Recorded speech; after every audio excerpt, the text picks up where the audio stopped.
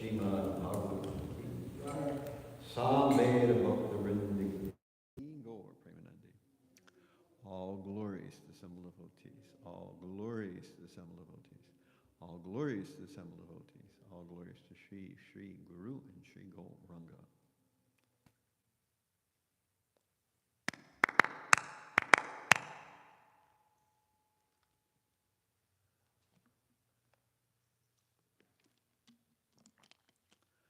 Om Namo Bhagavate Vasudevaya.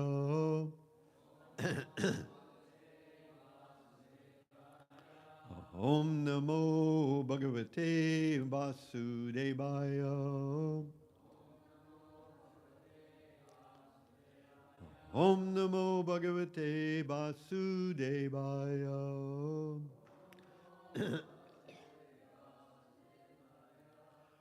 Om Ajnanatimirandasya Gananjana Shalakaya Chakshur Anmilitam Yena Tasmai Shri Gurave Namaha Shri Chaitanya Manobishtam Shtapitam Yena Bhutale Swayam Rupa Kadamayam Dadati Swapadantikam Vandeham Shri Guru Shri Yuta Padakamalam Shri Gurun Vaishnavam Cha Shri Rupam Sagrajatam Sahagana Raghunatan Vitam Tam Sajivam Sadvaitam Savadhunam Parijana Sahitam Krishna Chaitanya Devam Shri Radha Krishna Padan Sahagana Lalita Shri Vitam Cha Hey Krishna Karuna Sindhu Dina Bandho Jagatpate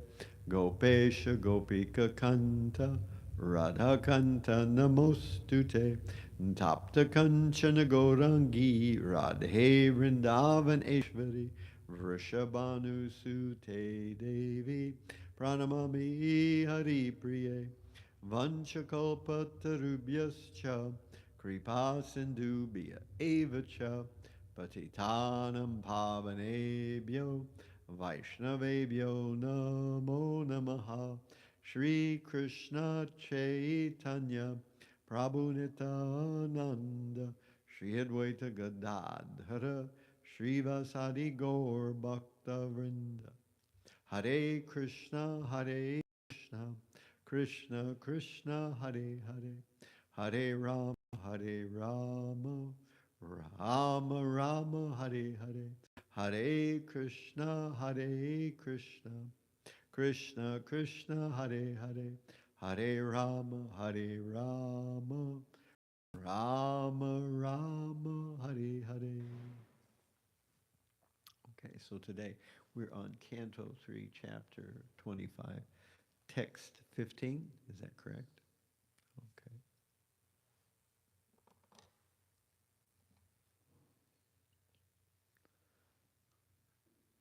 Chetakalvasya bandhaya Chetakalvasya bandhaya Muktaye chatmanomatam Muktaye chatmanomatam Guneshu shaktam bandhaya Guneshu shaktam bandhaya Ratam va pumshi muktaye Ratam va pumshi muktaye Chetakalvasya bandhaya Muktaye chatmanomatam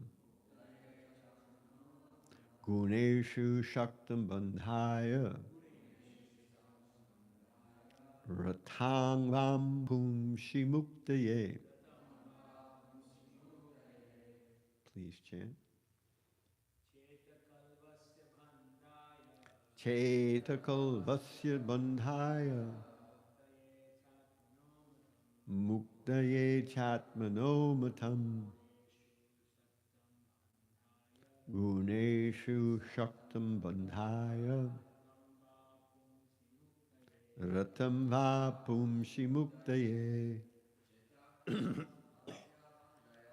Chetakalvasya bandhaya Muktaye chatmanomatam Guneshu shaktam bandhaya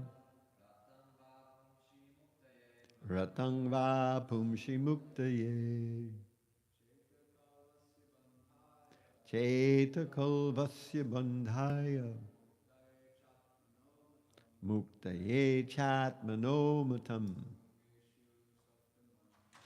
Guneshu shaktam bandhaya Ratam va pumshi muktaye. Vaishnavis.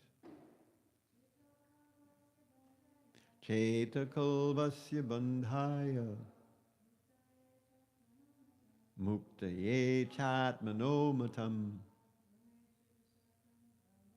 Guneshu shaktam bandhaya Ratam va pumshi muktaye Chetakalvasya bandhaya Muktaye chatmanomatam Guneshu shaktam bandhaya Ratam va pumshi muktaye. Chetaha, consciousness. Kalo, indeed. Asya, of him. Bandhaya, for bondage. Muktaye, for liberation. Cha, and. Atmanaha, of the living entity. Matam, is considered. Guneshu, in the three modes of nature. Shaktam, attracted. Bandhaya, for conditional life. Ratam, attached. Va, or. Pungshi, in the Supreme Personality of Godhead. Muktaye, for liberation. The stage in which the consciousness of the living entity is attracted by three modes of nature is called conditional life.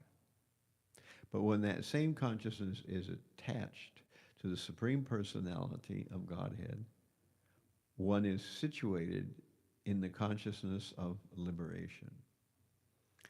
So I say, and then you please repeat after me. The stage in which the consciousness of the living entity is attracted by the three modes of material nature is called conditional life. But when that same consciousness is attached to the Supreme Personality of Godhead, one is situated in the consciousness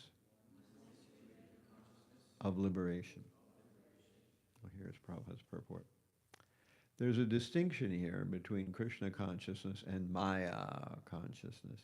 Gunesha, or Maya consciousness, involves attachment to the three material modes of nature, under which one works sometimes in goodness and knowledge, and sometimes in passion, and sometimes in ignorance. These different qualitative activities, with the central attachment for material enjoyment, are the cause of one's conditioned life.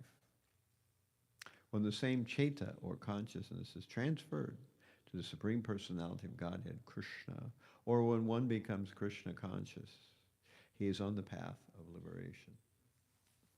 Chaita kalvasya bandhaya muktaye chatmanomatam guneshu shaktam bandhaya ratam vapumshi muktaye. The stage in which the consciousness of the living entity is attracted by the three modes of nature is called conditional life. But when that same consciousness is attached to the Supreme Personality of Godhead, one is situated in the consciousness of liberation.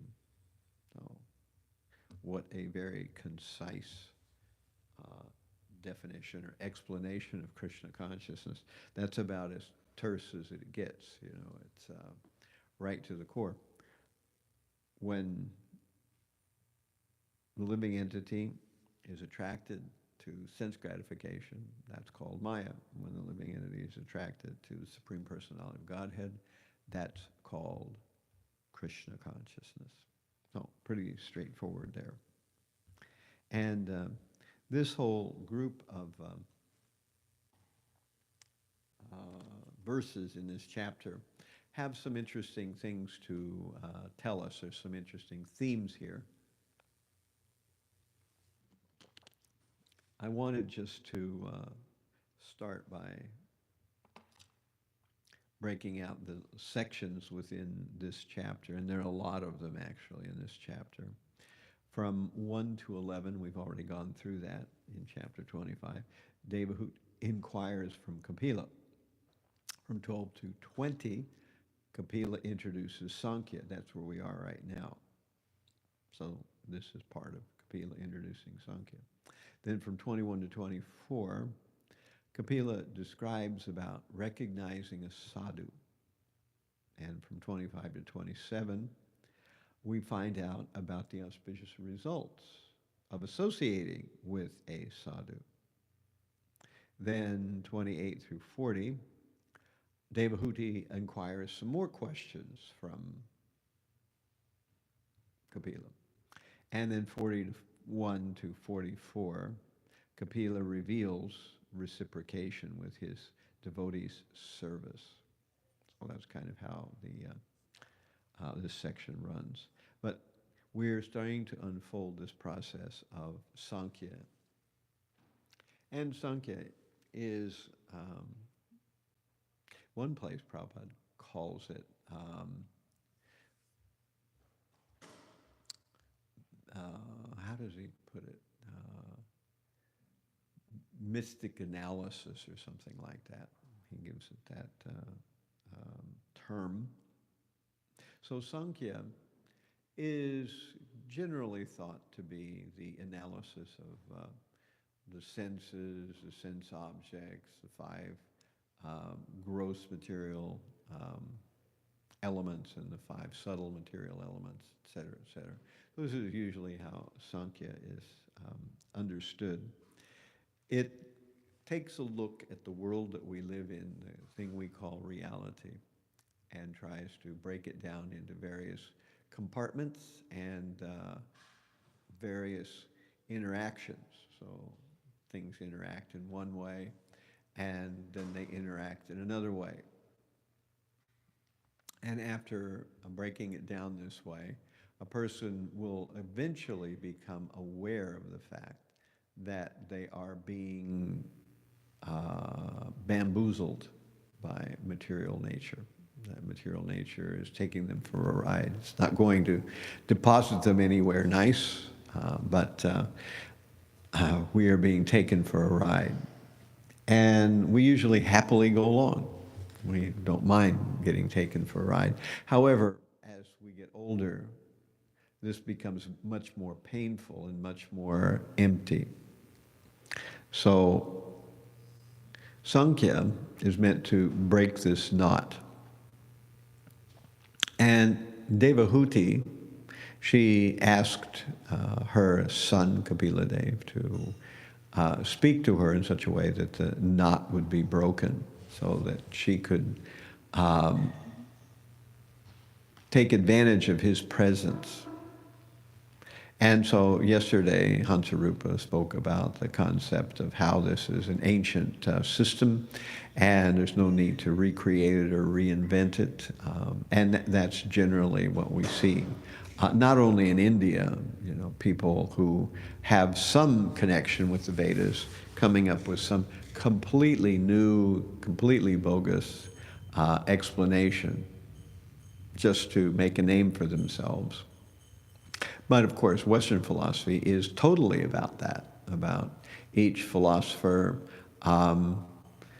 condemning the mistakes of the previous philosopher, of course not realizing that there'll be a future philosopher who will condemn his mistakes. And so that's the way it goes, you know, that one philosophy overshadows the previous philosophy.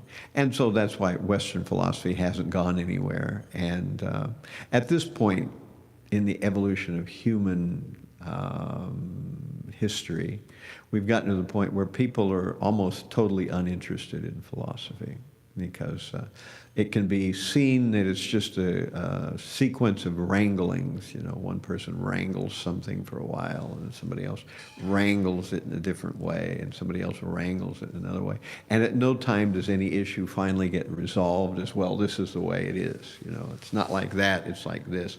So people give up hope that philosophy will ever come to any conclusions. But there is one important quality, a very important quality, that a person has to have to really understand spiritual life. And that quality is listed in the first canto of Srimad Bhāgavatam, Canto 1, Chapter 8, Text 26. Janmaishvarya Shruta Shribhir Edamanam Matapum Sam. What is it? Edamanam. Oh, now I can't remember. Let me see if I can go there then. Is it...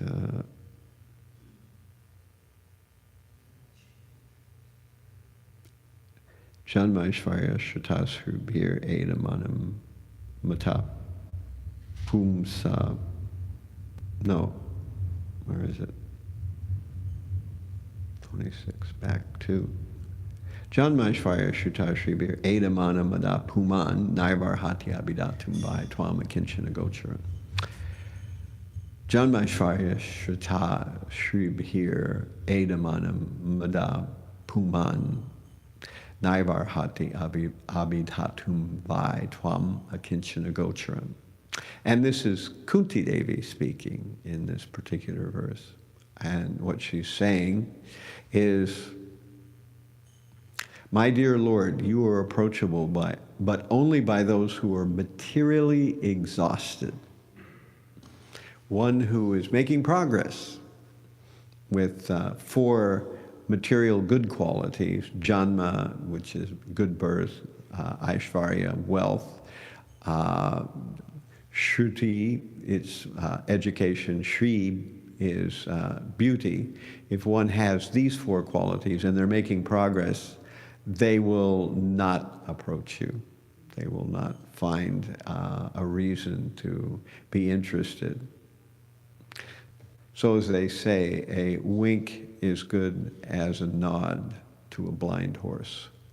So if a person is not really exhausted, materially exhausted, akinchana gocharam is the Sanskrit, akinchana gocharam. Prabhupada in one place describes that kinchana means stuff, having things, kinchana is having things. And na kinchana or akinchana means nothing, not having things. Gocharam means the condition of not having things. And this means materially exhausted. I also take this to really understand the meaning of it is that when we are done with stuff, when we are bored and completely no longer waiting for the next amazing material thing to happen, when we finally come to that stage, we are candidates for spiritual life. Either that, or as I say, at that point, either you become a candidate for a spiritual life or you start seriously considering suicide. Or there's a third option. You get an electric guitar and play the blues. That's another possibility that you can do. But those are the basic options that you have, when you come to akinchana gocharam, when you are materially exhausted. That when you become materially exhausted, you begin to realize that nothing in the material world actually has any juice. It's like those, you've probably seen them at some time or another. If you go to some restaurants, there looks like a plate in the window of the food that they serve there. It's very, very nice. But you go by the next day, that same plate is there, and you go by 2 weeks later, that same plate is there. So why is the food not decomposing? The answer is it's plastic. But it's been made in such a way that it really does look like food, but it's just wax and plastic, and of course it never decays. And that's actually the way the material world is, that like styrofoam, you can get up in the morning, get a bowl out and pour some styrofoam into it, some styrofoam peanuts, and put some sugar and milk on them, but they won't taste like anything. And the material world constantly presents these material opportunities for us to enjoy some kind of sense gratification. But if we're a little bit intelligent and we've reached or we're bordering on this akinchana gocharam tipping point, we're finally getting there, then we discover that we no longer hold out hope that somehow or other some wonderful whiz-bang is coming down the pipeline for us and we're going to be materially happy. And then if we've been fortunate to hear about Krishna consciousness, we begin to think, well, this business about Hare Krishna, maybe this is actually real. I have to do something about this. And so we begin to investigate. And at this point, at that stage, when we investigate, we're actually interested. And we think, what have I got to lose at this point? Naibarhati abidatum bai twam akinchana gocharam. You cannot be easily approached by those who are making progress in Janma, Aishvarya, Shruta, Shribir, which are the 4 outcroppings of good karma. When you have good karma, you have Janma, you have good birth, good family. Aishvarya, you have wealth at your disposal. You have Shribir, you have good education, and Shruti, or I mean not Shruti, but Shribir is beauty. Shruti is education. So you have these things at your disposal. If you're humming right along on those things and making progress, then you won't be interested. And of course, Kunti says this when she is watching Krishna, and Krishna's preparing to leave. Krishna's been with them. The battle of Kurukshetra is over. And the Pandavas went to go round up Ashvatthama, and Ashvatthama tried to kill them and Parikshit, and Krishna saved them all. And so Kunti is saying, my dear Lord, you have protected us from a poison cake, a burning fire, a vicious assembly, cannibals. You've protected us from a battle where many great generals fought. And now you've protected us from Ashvatthama. So I wish that these calamities would come again and again, because now you're leaving. I would rather live in a situation where something bad could happen to me and you would be there to save me from it, rather than live in a comfortable situation where you're far away because Krishna is leaving.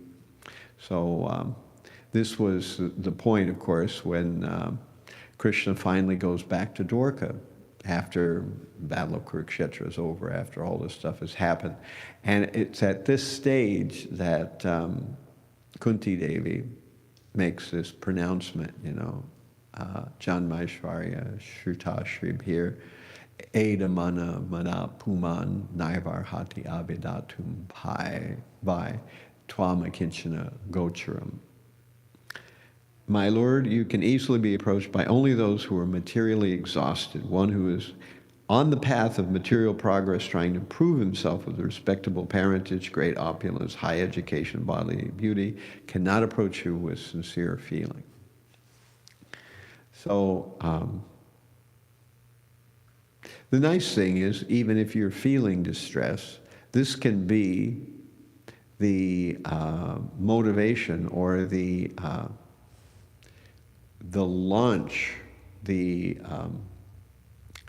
emotion with which you can use to reach out to the Supreme Lord. So when the night is the darkest, when the environment is the coldest, when the distress is the most dire, when the storm is the most extreme, at that time, Krishna's hand is the closest. So that's one thing we can always keep in mind, that's the silver lining of any distressful or difficult situation, is that at that time that things are the most extreme, at that time Krishna's hand is the closest. And at that time we can call out to Krishna in the most feeling way. At that time we can actually connect the easiest. And so great devotees, they come to the realization that this is actually a blessing to be in difficult situations. Because when I feel disturbed or distressed, at that time I can actually connect with the Supreme Lord the most easily. Of course, we have to want to do it rather than trying something else.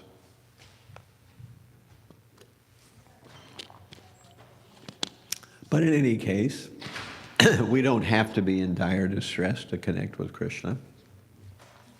We can also just simply try to hear his name with focus and attention. And that's a very important thing to make a high priority in our lives, because trying to focus on the sound of Krishna's name is not something that anyone can push you to do. And until a person sees the value of that, there's a tendency to think it's one of those things that we just, knock out during the course of a day. We have to do it, so we do it, and it's finished. But at some point, we come face to face with the reality that the Vedic literatures tell us, the Bhagavad Gita, the Srimad Bhāgavatam tells us, Srila Prabhupada tells us, that this is where our spiritual progress really lies, in this chanting. Somehow or other, 90% of our spiritual advancement is based on the quality of our chanting.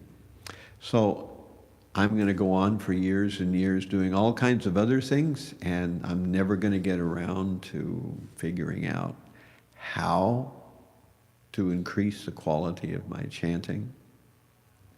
I mean, I'm here as an example of somebody who did that. It's stupid.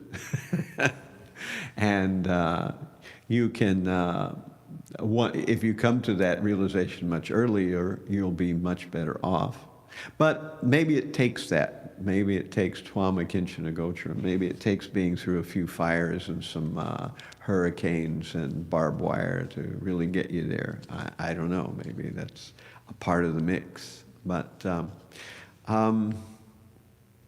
trying to chant nicely is a thing that we should think about, pray about, ask about, inquire into, attempt different things until somehow or other we break through and we are starting to chant nicer. We are starting to chant with more attention, and we are able to kind of do it and stay focused on it, rather than do it for a little while and wander off and do something else and come back to it and wander off and do something else and come back to it and wander off, et cetera, et cetera. So today's verse here, I'm going to try to leave some time for back and forth, is a sort of quintessential verse. I think of it kind of like the first verse of chapter 7 in Bhagavad Gita, Shri Bhagavana Vacha, Maya Shakta Manoye Mam, Maya Shakta Manoye Mam. Now everything's going out of my brain today, but we'll get there. Yogan Yunjan Madashraya Asamshaya Samagram Mam Gyatayashasi Touch Trinu. That's what the verse is, but let me see if I can. Well, I have to get into a different book. That's what the problem is. Here we go. Bink. Bink. Bink. There we are. Maya Shakta Manam Bharata Yogam Yunjan Madashraya Samshaya Samagram Mam Yata Gyasyashi Chachrino. The Supreme Personality of Godhead said, "Now hear, O son of Pritha, how by practicing yoga in full consciousness of me, with mind attached to me, you can know me in full, free from doubt." And so Prabhupada spoke on this verse more than any other verse. And it was his jumping off verse to talk about Krishna consciousness, because that's basically what's being set up here. Krishna's just about to speak bhakti yoga to Arjuna. We've had 6 chapters before, and he was trying to get Arjuna to understand about karma yoga working for him and not doing some meditation. But now that's finished, and now Krishna is actually starting to speak about bhakti yoga. So that's kind of what Prabhupada uses this verse as a jump-off point. Now hear, O son of Pritha, how by practicing yoga in full consciousness of me, with mind attached to me, you can know me in full, free from doubt. So this verse that we did today,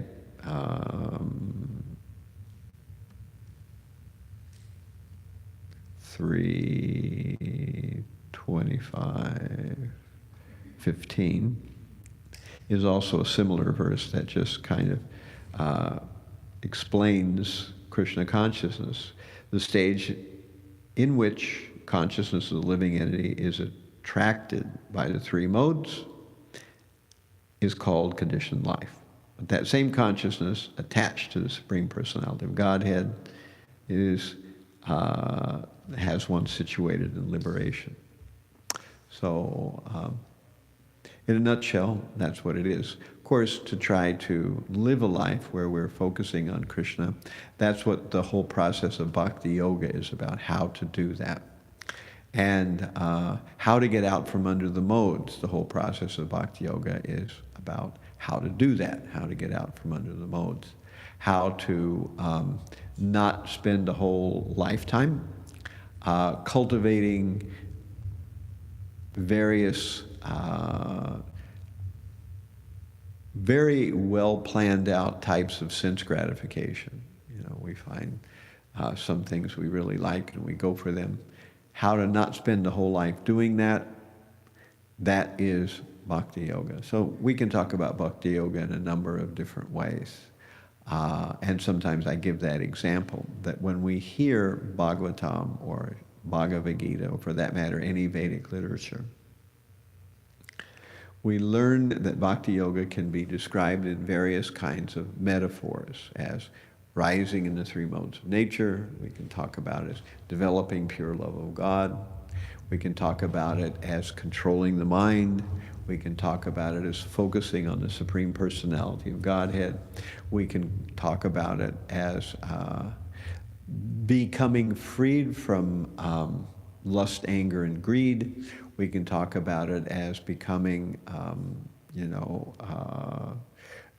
getting our pure self once again rising to the surface so we can see it. All these things are essentially the same thing, but they are being described using different metaphors and different terminology. But if you succeed in any one of them, you've succeeded in all of them, because they're essentially the same thing. They're just, if you rise in the modes, it's the same as developing love for Krishna. If you get rid of your material desires, it's the same as becoming attached to Krishna if you truly are getting rid of them. Or by becoming attached to Krishna, it's the same as getting rid of your material desires. All these things are essentially just different ways of describing the same process. And so I want to ask now if do we have the microphone? And it's, okay, good. So questions, comments, etc. Hare Krishna Maharaj, thank you so much for the class. I have two questions. One of them is a question, one of them is like more of a devil's advocate type questions. But I'll just start with the first one. So I was hearing a conversation by Prabhupada, and he was criticizing kind of modern welfare work. And then so he was saying, one of the points that struck me was, he was saying that why only give mercy to the poor man? We must give to the rich man also. Mm-hmm. So that in our temples we serve prasadam. So in this verse, Janmaishvarya Shutashrib here, it says says kind of basically it's saying those who are, if you interpret it that way, that those who are poor have an easier way to me. But sometimes if it's based on externals, like if you're poor or rich, then that's something that's not always under control. Like let's say like you're the son of Bill Gates. You don't really have a choice whether you're poor or rich. Mm-hmm. So is it really fair to say that having money is having no money is a qualification, and the flip side is that having money is a disqualification. I'm glad you brought that up. If we look a little closer at this verse, it's not having money, it's not being beautiful, it's not becoming or having education. It's increasing your material opulence through focusing on these things. So there are people who can be rich but actually be a kinchana gocharam, because they have realized that their wealth is useless. It doesn't bring them any real happiness. In fact, sometimes they can be more aware of it than other people can. When you really think about it, a person who is poor may be miserable and wish that they had money to buy and get the resources for so many things. And they may struggle throughout their whole lives. But in the back of their mind, there's always this feeling that one day my ship will come in. One day I'll go to the end of the rainbow and find my pot of gold, One day I'll have my day in the sun, But a rich person's already there, so they can see, hey, it's all here, but where's the stuff I've heard about? Where is my bliss that I'm supposed to get? And actually, that's a very disorienting and painful situation when people are in an opulent situation that others envy, but they themselves realize they're miserable. I mean, George Harrison talked about it one time, that here he was in the Beatles, and they were the most popular thing in the planet at one point. And they had lots of money, they had anything they wanted. But he said much of the time they were miserable. So, can you imagine how disorienting that is, that you are in a situation which other people drastically envy. And you're told your whole life that this is what happiness is, and you've got it at your fingertips, but it isn't there, So there was a writer who once said that there are two great tragedies in life. One of them is not getting what you desperately want in life. And the other great tragedy is getting what you desperately want in life. So it's kind of like, either way, it's not going to do. But the second part, the second option, getting what you want, is, I think, actually even more traumatic for people. Because when they come to that stage, they don't know what went wrong. They've got what should be making them happy, but it isn't. And so what then is the problem? Where do I go next, So a person can be a kinchana gocharam and have wealth or education, but they can't be in the current process of expanding that, thinking that they're going to be happy by expanding it. If they're in the current process of doing that, then they're certainly not a kinchana gocharam. That's what this verse is, I think, mostly pointing out. Not that people have it, but that people are working on expanding whatever resources they have of these four outcroppings of punya. Other questions? Yes. Krishna Maharaj, thank you so much. It was such a wonderful class.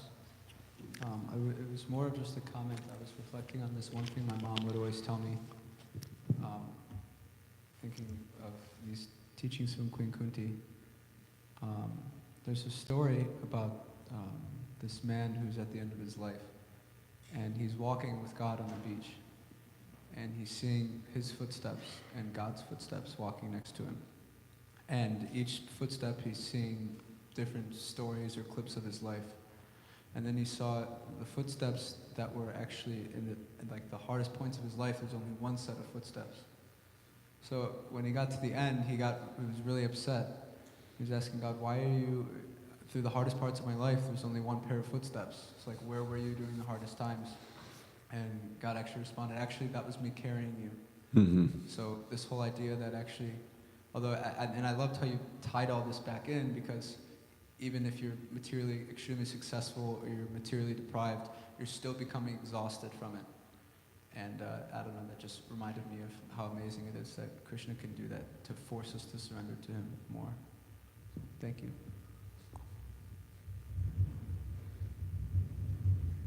Did you have a question? Somebody, I thought I saw a hand go up over here. Maybe not.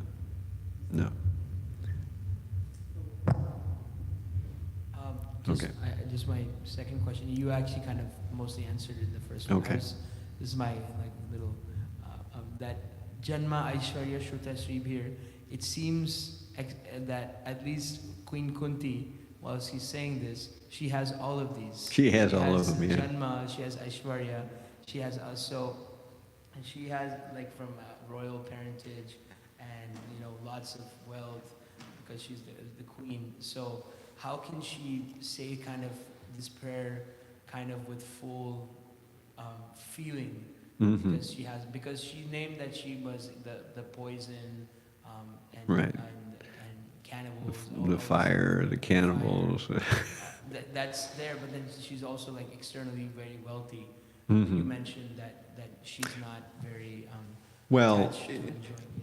During the time when Krishna was with the Pandavas, they were kind of destitute during that time, even though they were princes and she was a queen, that during that time they were living in the forest, So, and I think the real poignant thing here is that her tragedy right now is compared to the poison cake, compared to the cannibals, compared to the weapon of Ashvatthama, compared to the vicious assembly, compared to the battle of Kurukshetra. The fact that Krishna is leaving is much more difficult for her to take than any of those things were.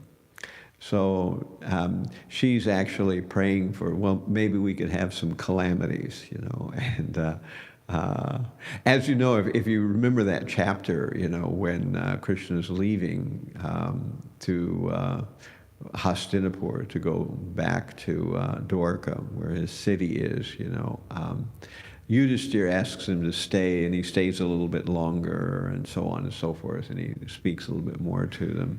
And then each one of them is trying to convince Krishna to stay just a little longer. And then Arjuna asks Krishna, Krishna, I forgot the Bhagavad Gita. Can you speak it again to me? And Krishna says, my dear Arjuna, I'm very sorry that you forgot the Bhagavad Gita, but I'm not going to speak it again. So, at any rate, eventually, of course, Krishna does leave and he goes back to Dwarka. So this was the combined sorrow of the Pandavas that, while they were under all these difficulties, they had Krishna as their constant companion. He was right there. But when finally all these major world issues, life issues, major various turbulent things have finished happening, now Krishna's leaving them. So they're all kind of, I think, in the same mood as Kunti Devi is. Any other questions? Yes, now Ryan has a question. Thank you for the class. I was wondering about this question of anarthas arising from bhakti. We hear about that there are anarthas that arise when one gets qualified by practicing bhakti yoga. And specifically, in our own devotional life, should we be seeking to get a lot of qualification in our services, a lot of facility? Seeking to get what? A lot of qualification in our service, to be doing service at a really high level. Because the danger then is that in some ways you have this Aishvarya, you have some opulence, you have some, this stuff actually will come through practicing bhakti, and then could that interfere with our attempt to, be desperately crying out? I mean, it seems like when we get qualification in bhakti, that could actually that can hinder our bhakti, right? Yeah, actually it can. There's a whole thing in the Madhurya Kadambini where it talks about 6 stages in rising from anishtha to, from anartha nivritti to nishta. I think that's where they go. And one of them is Taranga Rangani. And that stage is, translates as riding the waves, where when a person becomes known as a devotee, then people give them things and offer services and that. And a person can actually misuse those things then, so we have to be careful. So it's one of those things that is noted in the writings of the devotees, that we have to be careful. So should we pray for it? Should we pray for facility in our service? Or should we pray to get purified instead? Well, we could, but generally speaking, Krishna knows our situation. And if he wants to provide us with facility, then he can easily do it. Or for some reason he doesn't, there may be some reason why he's not doing it to increase our focus, our desire, or maybe we might squander or misuse the facility in some way or another. So that's always a possibility. All right. Oh, we do have a question over here now.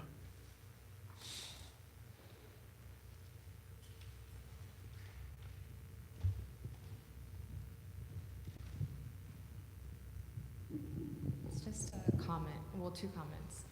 The first comment is the response that you were giving about people being able to be wealthy and still be materially exhausted. It reminded me of your god siblings, like Shivanti Mataji and I forget Prabhu's name, Ambarish Prabhu, who donated their entire savings, all of their fortune, that from their parents, to build the Michigan temple. So it made me think of them. And also the points that you were making about being materially exhausted. It reminded me of Draupadi when she was in the assembly hall and they were trying to disrobe her.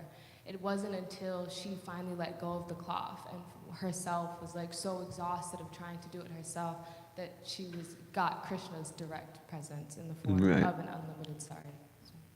Right, so when Draupadi gave up trying to keep the cloth from being unraveled by Dushasana, then that's when Krishna supplied the endless sari that made it impossible for him to disrobe her. So sometimes, the right thing is to try to do everything we can to please Krishna or to deal with the situation appropriately.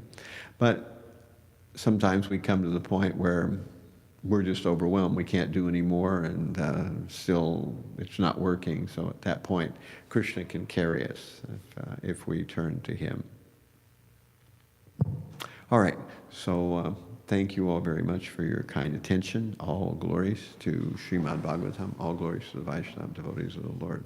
Hare Krishna.